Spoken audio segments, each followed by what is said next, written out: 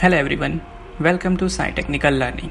So today we will start with the new topic, that is SQL injection in PHP. So what is SQL injection?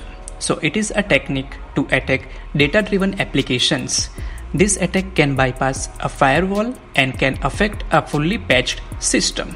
So through SQL injections, attackers can obtain unauthorized access to a database and can create, read, update, alter or delete data stored in the backend databases. So currently almost all SQL databases like Oracle, MySQL, PostgreSQL, MS SQL Server or MS Access are potentially vulnerable to the SQL injection attack. So what actually happen in SQL injections?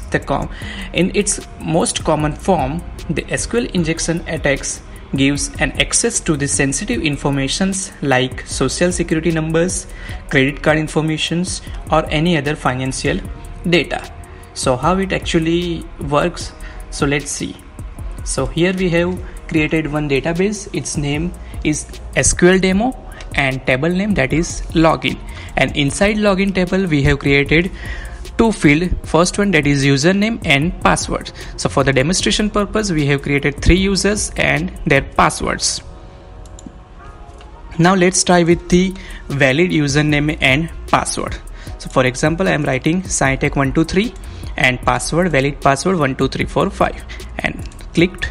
So here we have the login successful, and for the demonstration purpose we have used SQL query, that is select star from login, where username is equals to SciTech123 and password is equals to 12345.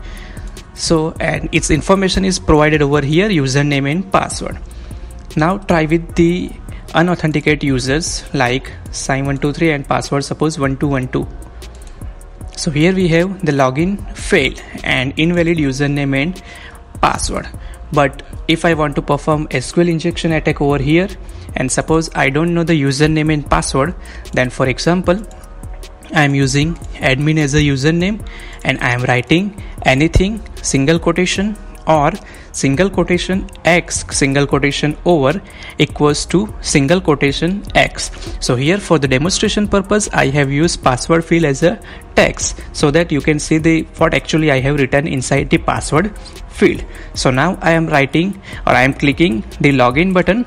So here we can say that the login successful placed, and the query is select star from the login where username is equals to admin and password is equals to anything. So here your password query is actually closed, and here we have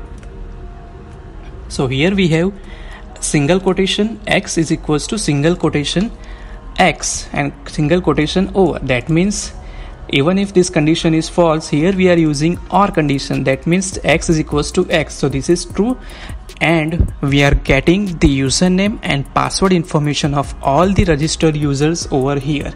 So this is the big problem if we are not handling the SQL injection query. So again I am writing suppose valid user, then just go with username and password. So here we have the valid username and password for that particular user only. But if I am performing SQL injection like any username and anything single quotation over or x equals to x and I am entering login, then I am getting the all informations about all registered users because this query is true for x is equals to x. So how to prevent SQL injection? Let's see. So here we have created one simple Google form, and inside that first we have used that is the connectivity for the PHP code, and over here for example if you want to prevent the MySQL injection over here, then what actually we need? So first we have used strpc/functions. So what is the use of that function? So it removes the backslash in front of the given words. So basically it is used to remove the backslashes, that is stripc/slashes function. Similarly I am using MySQL real escape underscore string method.